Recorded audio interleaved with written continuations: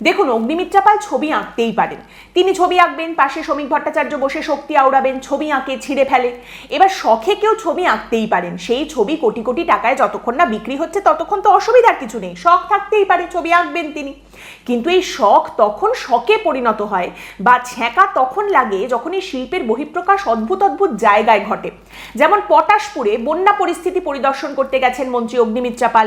Speed বোটের ওপরে চেপে তিনি যাচ্ছেন দেখতে কি অবস্থা, জলমগ্ন চারিদিক, এবং সেখানে বসে হঠাৎ অগ্নিমিত্রা পাল, তিনি মন্ত্রী রাজ্যের, তিনি বলে ওঠেন যে এই জলমগ্ন পরিস্থিতি মানুষের খুবই অসুবিধা হচ্ছে, কিন্তু এই যে চারিদিকের এই সৌন্দর্য, সুজলাং সুফলাং মাতরম, পশ্চিমবঙ্গের মতো সৌন্দর্য ভারতের আর কোথাও নেই। ওই গানটা মনে পড়ে যাচ্ছে, ও আমার দেশের মাটি।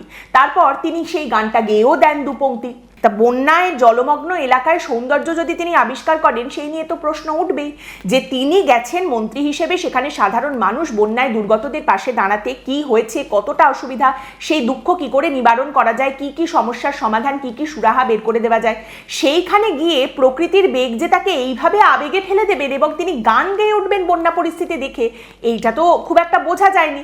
ওনার মধ্যে হয়তো মাঝে মধ্যে রচনা সিনড্রোম দেখতে পাওয়া যায়। সেই যে একজন, তিনি ধোঁয়া দেখলেই মনে করতেন শিল্প হয়েছে, ধোঁয়া মানেই ইন্ডাস্ট্রি। আর এইখানে একজন বন্যা জলমগ্ন চারিদিক দেখে তার সৌন্দর্যের কথা মনে পড়ছে, প্রকৃতির কথা মনে পড়ছে, তিনি গান গেয়ে উঠছেন। পশ্চিমবঙ্গের অনেকেরই এটা মাথায় ঢুকবে না যে একজন মানুষ যার মাথার ওপরের ছাদ চলে গেছে, যার ঘরবাড়ি ভেসে চলে গেছে, সে এসবের মধ্যে সৌন্দর্যটা ঠিক দেখবে কেমন করে। যাই হোক, তবু সৌন্দর্য দেখাটা ভালো ক্ষেপে যাওয়ার থেকে।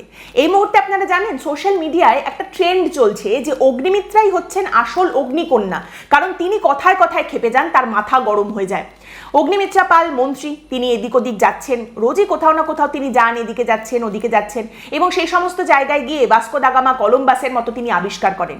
এখানে আস্তাকুর রয়েছে, এখানে নোংরা রয়েছে, এটা বেআইনি, ওটা বেআইনি, এগুলো কিন্তু আমরা একদম টলারেট করব না। এমন করে বলেন মন্ত্রী কথাগুলো যেন সেই দিনই সকালে টুপ করে ওটা ওখানে এসে পড়েছে। এর আগে এগুলোর কোনো এক্সিস্টেন্সই ছিল না, একদম সব বাম তৃণমূল কংগ্রেস চক্রান্ত। এবং তারপর তিনি বলতে শুরু করেন, আমরা কিন্তু এসব একদম টলারেট করব না, এগুলো বেআইনি, এখানে এটা করা যাবে না, ওখানে ওটা করা যাবে না, আমরা কিন্তু শাস্তি দেব।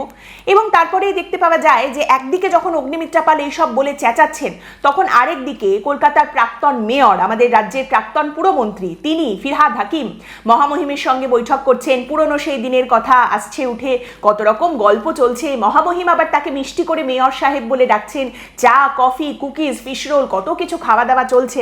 সেখানে কিন্তু কোনো গাফিলতি হয়েছে, এসব শাস্তি দিতে হবে, ওসব কোনো ব্যাপার কিন্তু চোখে পড়ছে না।